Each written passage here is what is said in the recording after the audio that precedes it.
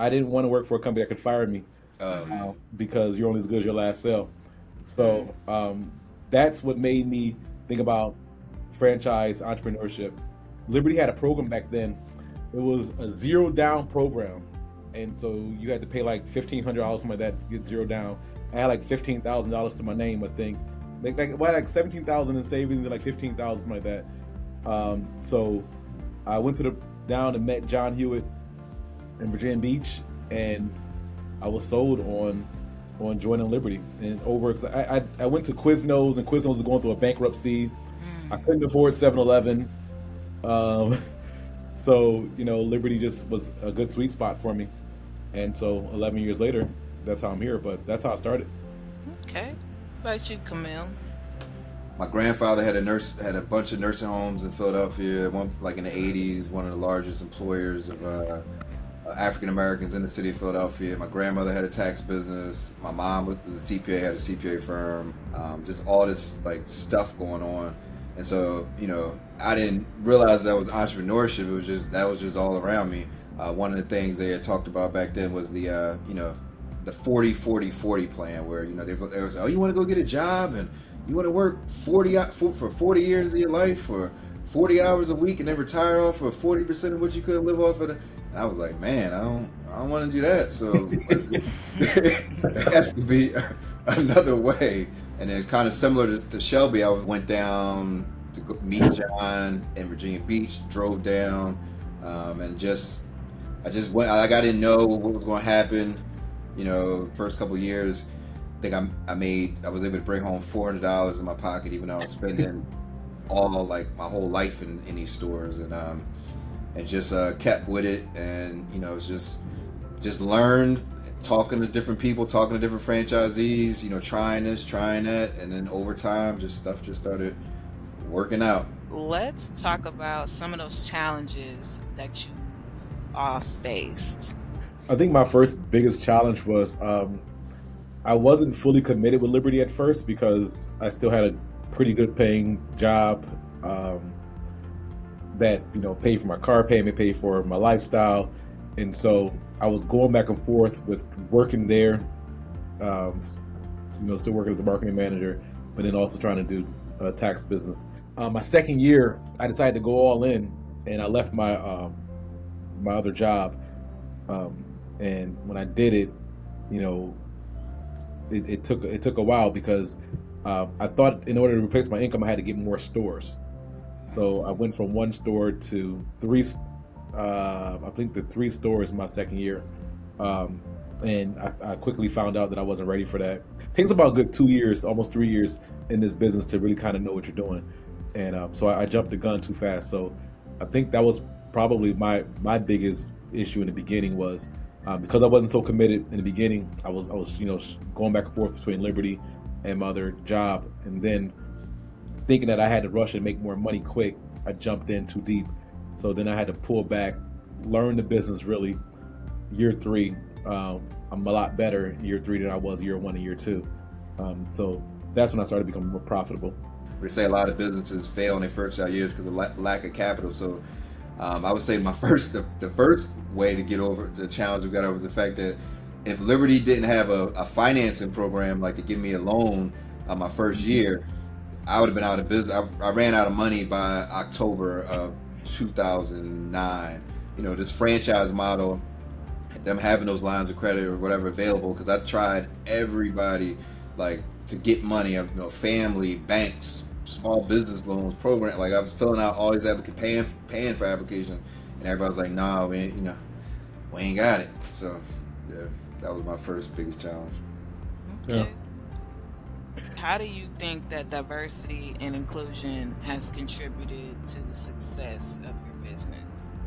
So I have a pretty diverse staff, right? A lot of my offices are in Hispanic communities. So there I have to have majorities Hispanic managers or bilingual managers and supervisors. Some offices are in inner city Wilmington that are not. I've learned how to connect with people who can help me out and grow my business. So I do think that Liberty is trying their best to become a company that understands its customer and making sure he speaks to his customer in the language that they speak in, and also making sure they have representation to their customer by people who look like them. I would probably say I have, like I said, like 7 people, and I would say in like leadership positions, and they've, you know, all brown folk, and this is the longest job they've ever had. I have a couple people that were like 3 people that are over 10 years with me, and so being able to give that opportunity to them, and you know, and to see people that look like them, I think yes, it's a huge plus, it's a huge bonus to know like, hey, you know, this person got my back. Like I remember a former Liberty CEO talking about how like, you know, we are for a lot of our customer base, our community, like we are their financial advisor. We are their like numbers guy. Like they can't afford an account, a CPA. They can't afford a lawyer to do, but like we're the connection to have somebody that looks like you, that talks the same way you talk. I think that's, you know, that's super beneficial. I would like to know, and if before you all answer, if you can repeat the question. I was supposed to tell y'all to do this a long time ago, but you know, this is how do you define success in your entrepreneurial endeavors, and are there any particular moments or achievements you're proud of? So success for me varies every year because every year we have a different challenge. Sometimes success is ending flat, you know, and not growing at all, but not losing money either. So like I say, it varies every year. But mainly success for me is knowing that all of my people are paid every year. To be honest, I've not missed a payday in 11 years, so that's good. And they come back every year as well. So I do take care of the people that are with me. Personally, I enjoy my life. You know, I'm able to give to the community. I'm able to give to a church. I'm able to, you know, take care of a family at home. So I don't have much I think I need or want. Well, let's take that back. I have a lot of stuff I want, but there's nothing I really need out there that I don't have. So, for me, this year's success is going to be having my time back. So I'm looking forward to that. Is having my time back and not being stressed. Like Shelby was just kind of saying, I mean, like the definition of success, you know, for over time has, you know, evolved or changed, but I would say for me, I guess my next success would be, you know, I really would like to be able to, you know, set my team up with their own individual stores. I mean, so that would be my next like level of success within this business model. But success is just, like I said, time and money freedom. That's really my primary focus. What advice would you give to aspiring entrepreneurs, particularly those from underrepresented backgrounds?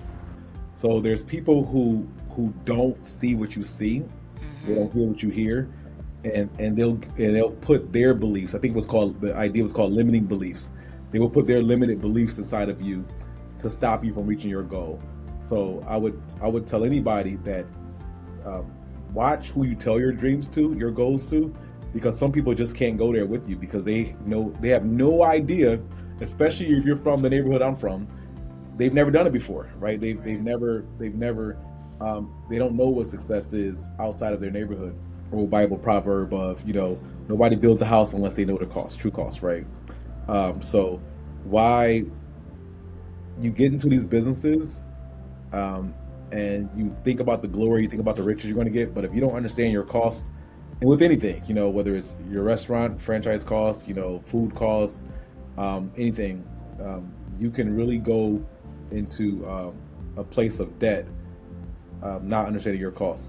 I feel like the very first thing that everybody has to have if you want to make it as an entrepreneur, forget whatever, you have to have an income producing skill, like something that you can make money from, and then you could turn that skill into a business if you choose to or not, but you always at least have that that with you that you can monetize. I would also say like problem solving, develop the skill of problem solving, critically thinking. Like I feel like your paycheck is in direct proportion to the size of the problems that you can solve.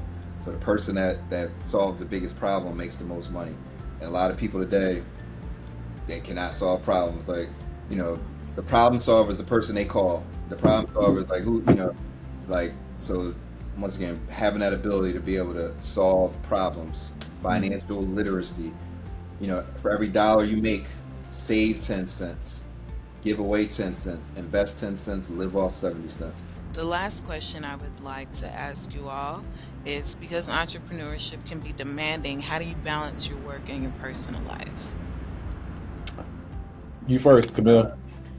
I mean, it's always a work in progress. I guess it's like really having a plan, and then also just and just realizing like, hey, I need balance. Like, one of my favorite, like my Instagram name is like a balanced meal. Like I was really thinking about balance. Like there's like this wheel, the wheel of life, and it was like it talks about all the different areas of your life. Like, and so one area can't overload the other, or you're off balance. So just trying to be mindful of balance. So meaning that like, yes, there's more work I could probably take on. Yes, there's more clients I could probably take on. Yes, there's more stores I could probably. But I think about what is, as Shelby said, what is the cost of that? Like not necessarily the financial cost. What's the time cost? Energy, is that going to take away from my relationship with my family, my friends, so taking, just being real mindful of that. And then also, I think this is still something I struggle with, but this is probably the number one thing that helps in business, if to really grow as a business owner, is the skill of delegation, letting go, not feeling like you have to do everything, just have to trust. My employees work all year. We've been able to achieve that level of success where, and because they work all year, these two of my managers work all year, they're able to take a lot of stuff off of me in Liberty. I have a couple other things I do besides Liberty, but they even help me in those arenas as well. So that helps me a lot with my work life, because they want to take all the burden off me. Like their goal is to get me out of Liberty. That I come here and I'm just we meet, and we're not there yet, where we meet and we go over what needs to get done in Liberty, and they handle everything. So that's like our goal down the line, but we're not there yet. I didn't want it. I didn't want the stress anymore, and I just had more important things to do than be stressed. So just happened that way. Great answer, gentlemen. Well, that's all my questions for today. I appreciate both of you for your time, your insight. Like I said, a lot of the people who I expect to view this and absorb this information are actually people like me who, didn't even realize how many Black people actually own, franchises. Because it's one thing to like have a Black-owned business, but the word franchise, in a certain way, it seems like it's something that's kind of unattainable for us. And so I appreciate y'all taking the time, just congratulations on everything that y'all have done so far.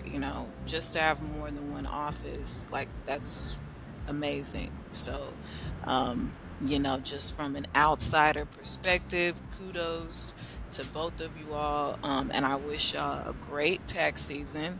Thank you. Continue to inspire and, put food on the table for your employees. Like all that is amazing. And that's, y'all are doing work in other ways than you probably realize, so doing great. Keep it up.